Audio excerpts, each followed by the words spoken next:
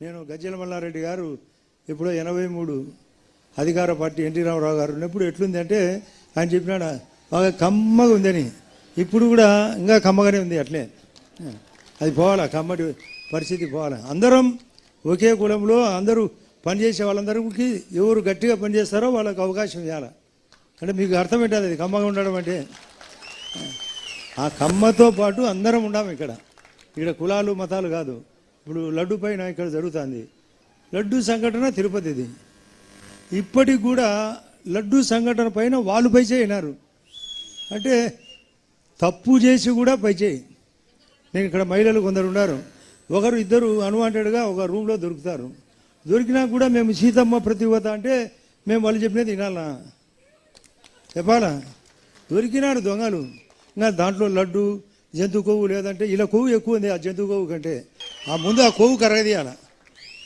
ఆ కరగదీస్తే తప్ప మన కూటమి బాగుపడదు.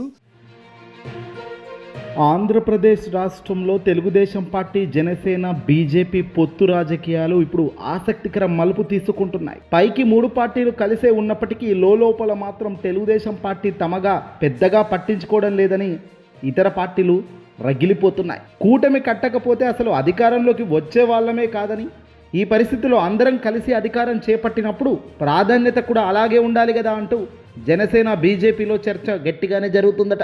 తెలుగుదేశం పార్టీ గతంలో ఇతర చిన్న పార్టీలతో పొత్తు పెట్టుకున్నప్పుడు పూర్తి పెద్దన్న హోదాలో ఏకచక్ర అధిపతిగా వ్యవహరించేది.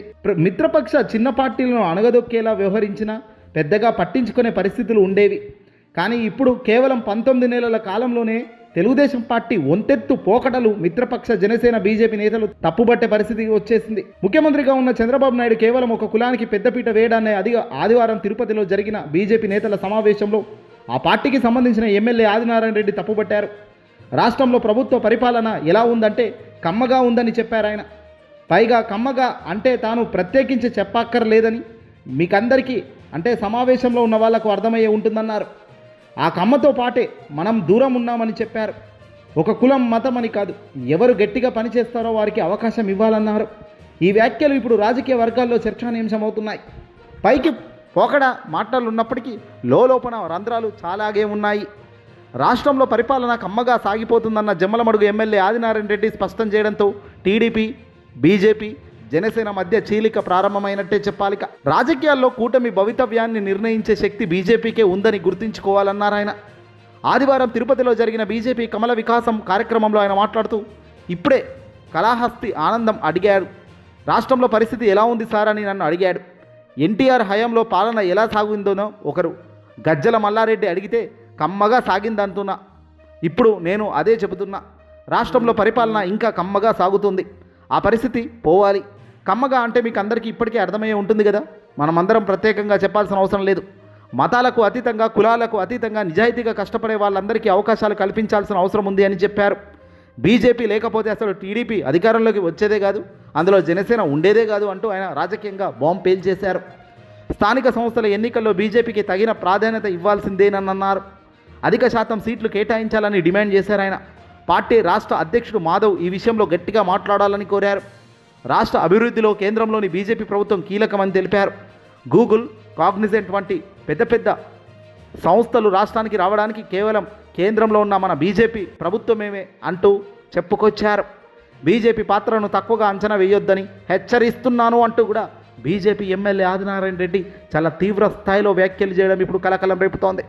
అసలు పొత్తేంటి, పొత్తులో జరుగుతున్న కార్యక్రమాలు ఏంటి చూస్తుంటే నిజంగా ఊహించని పరిణామాలే. 2024 సెప్టెంబర్లో తిరుమల తిరుపతి శ్రీ వెంకటేశ్వర స్వామికి సంబంధించిన లడ్డూ ప్రసాదంలో జంతువుకో కలిసిందని చేసిన తీవ్ర ఆరోపణలకు సుప్రీంకోర్టు ఏర్పాటు చేసిన సిబిఐ సిట్ ఛార్జ్షీట్ల తర్వాత వ్యక్తిగతంగా తాను సమాధానం చెప్పాల్సిన పరిస్థితి రాగానే బీజేపీని ఈ అంశంలోకి లాగొద్దని బీజేపీ రాష్ట్ర అధ్యక్షుడు మాధవ్ ప్రత్యేకంగా మంత్రుల సమావేశానికి పిలిచారని రాజకీయ పరిశీలకులు ఎత్తి చూపుతున్నారు. అంటే ఉమ్మడి కార్యాచరణ అంటూ తన పాపాన్ని అందరి మీదకు తోసే ప్రయత్నం చేస్తున్నారు తప్ప మిగతాది కాదు. నామినేటెడ్ పదవులు, అధికారాన్ని సంబంధించిన విషయాల్లో మాత్రం దూరం పెడుతున్నట్టుగా ఆగ్రహం వ్యక్తం చేశారు. మిత్రపక్షాల పట్ల టీడీపీ తమకు అవసరం ఉన్నప్పుడు ఒకలా, మిగతా సమయాల్లో మరోలా వ్యవహరిస్తున్న తీరును పలువురు బీజేపీ నేతలు గ్రహించారు. సాధారణంగా తెలుగుదేశం పార్టీ కానీ, ముఖ్యమంత్రి చంద్రబాబు నాయుడు కానీ రాజకీయంగా ప్రయోజనం చేకూర్చే అవకాశం ఉన్న సందర్భాల్లో పొత్తులు ఉన్న మిత్రపక్షాలను కొద్దిపాటి రాజకీయ ప్రయోజనం కూడా దక్కకూడదు అన్నట్లుగా వ్యవహరిస్తున్నారన్న పాత విషయాలను గుర్తు చేసుకున్నారు. అంటే తిరుమల తిరుపతి శ్రీ వెంకటేశ్వర స్వామికి సంబంధించి లడ్డు వ్యవహారంలో చంద్రబాబు గతంలో తాను చేసిన వ్యాఖ్యలను భిన్నంగా సుప్రీంకోర్టు ఏర్పాటు చేసిన సిబిఐ ఛార్జ్ షీట్ దాఖలు చేయడం, ఈ వ్యవహారం బీజేపీని బలవంతం భాగ్యస్వామిని చేసేందుకు ప్రయత్నిస్తున్నారని బీజేపీలో చర్చ జరుగుతోంది. అందుకే తెలివిగా బీజేపీ అటాక్ చేస్తుంది. వాస్తవం ఏంటంటే చంద్రబాబును వీళ్ళు కూడా నమ్మడం లేదు. ఆ వాస్తవం ఏంటంటే చంద్రబాబు రాజకీయాలు వేస్ట్ అనేది బీజేపీకి తెలిసిన సత్యం.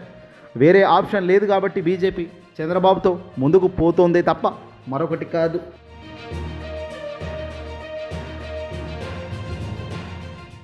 నేను గజ్జల మల్లారెడ్డి గారు ఇప్పుడు 83 అధికార పార్టీ ఎన్టీ రామారావు గారు ఉన్నప్పుడు ఎట్లుంది అంటే ఆయన చెప్పినాడు బాగా కమ్మగా ఉందని. ఇప్పుడు కూడా ఇంకా కమ్మగానే ఉంది. అట్లే అది పోవాలా, కమ్మటి పరిస్థితి పోవాలా. అందరం ఒకే కులంలో అందరూ పనిచేసే వాళ్ళందరికీ ఎవరు గట్టిగా పనిచేస్తారో వాళ్ళకి అవకాశం ఇవ్వాలి. అంటే మీకు అర్థం ఏంటది అది కమ్మగా ఉండడం అంటే?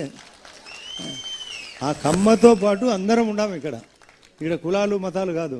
ఇప్పుడు లడ్డు పైన ఇక్కడ జరుగుతుంది లడ్డు సంఘటన తిరుపతిది. ఇప్పటికి కూడా లడ్డు సంఘటన పైన వాళ్ళు పైచేయినారు.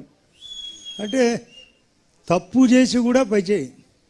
నేను ఇక్కడ మహిళలు కొందరు ఉన్నారు, ఒకరు ఇద్దరు అన్వాంటెడ్గా ఒక రూమ్లో దొరుకుతారు.